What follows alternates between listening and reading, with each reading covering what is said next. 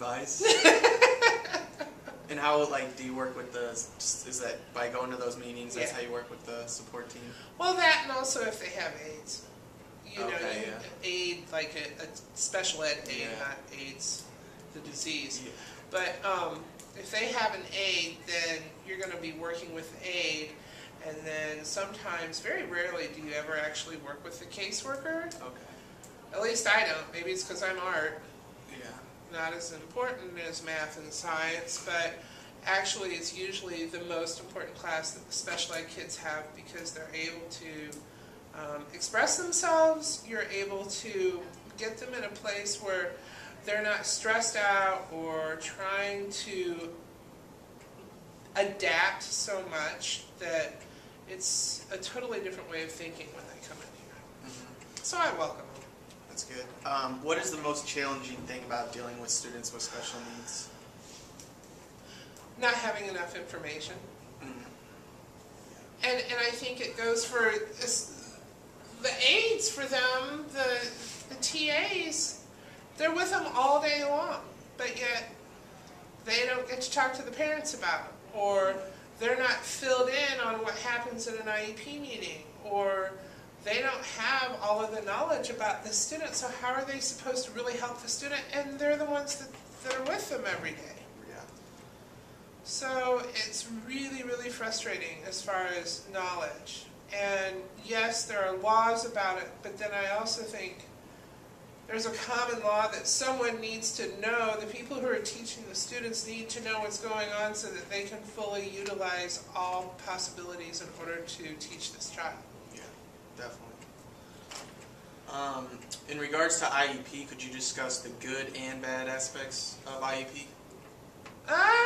Good part is that you start off vague, and you don't always want to know everything about all the kids in the beginning because you don't want to form a snap judgment. Bad, you do form judgments just because you're trying to figure them out, but then you always want to keep in the back of your head that you got to meet this kid, you got to know this kid, and then it's funny because you forget about the IEP and how this kid has issues or whatever, and then you find out, oh, you're doing everything right as a teacher anyway, so you're covering up everything you need to. The kid is learning, and you really shouldn't have had that original thought process about that student.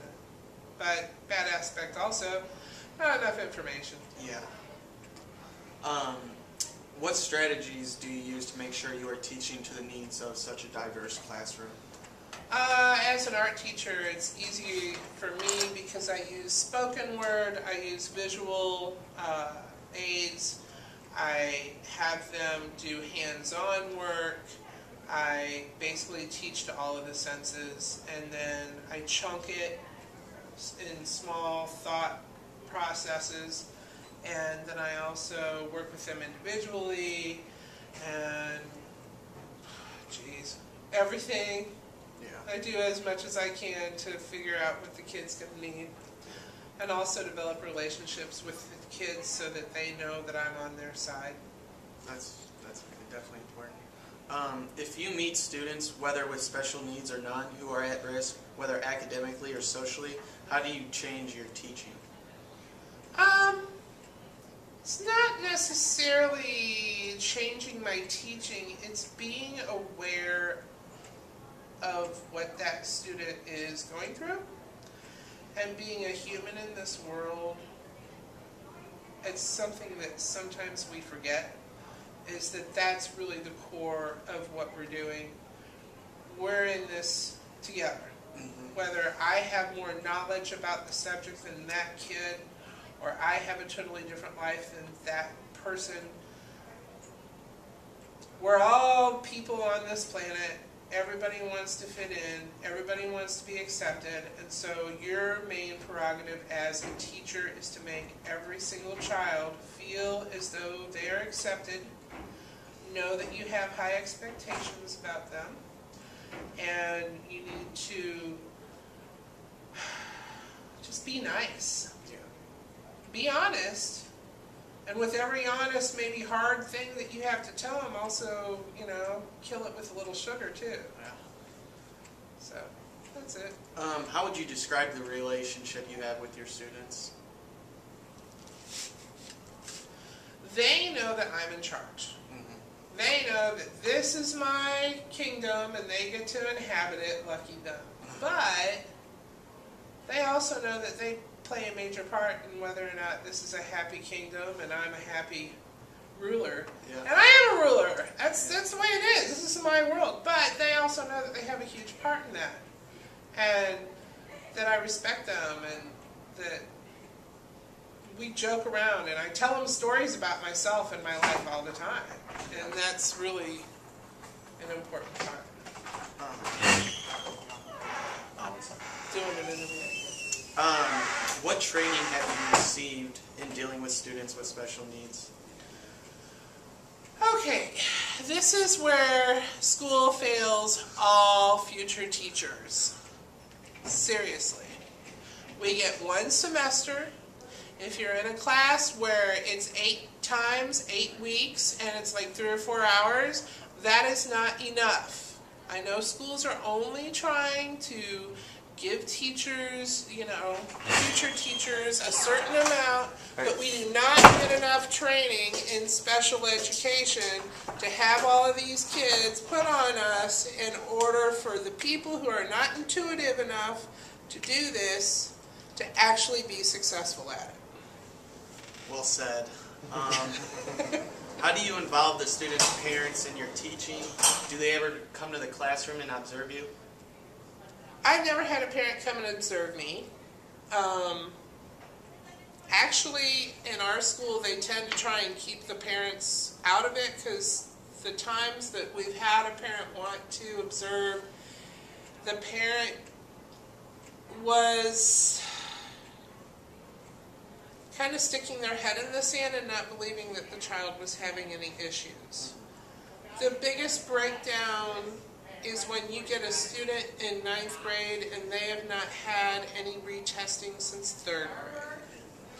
And they are so low on their spectrum and in their ability, and parents are thinking that this child is going to go to college, that it makes it very hard for the teachers and the administration and the caseworkers to actually be able to help this child. But then I also have a lot of parents that are totally on board, will do anything I suggest, talk to me and want to grill me about ideas to help their kids, or they're the parents that are just so happy because they know that they see a change in their child. And when you get those kids, you don't have anything to compare it to, really. You get the kid, you do your best, you see them succeeding in your class, you don't know how they're doing in their other classes or what their attitude is like. Sometimes, if you're lucky, their assistant, their aides, will be able to say, oh, this kid does so well in your class or whatever, and they react really well with you. And that's really the way it should be. But the parents, I value the parents. The parents are in it. The parents are with these kids every day, and they're the ones who are going to be able to tell you if you're doing a good job or not. Yeah, true. Last question. What would you say the best aspect of being a teacher is?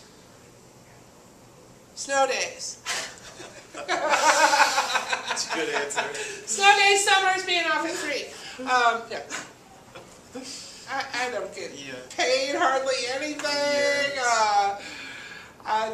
The disrespect runs rampant, but my kids, and when my kids come back and tell me that they made something of themselves and it's because of me, that I've been a part of that, or when I see a kid light up and they get something, that's why I do it.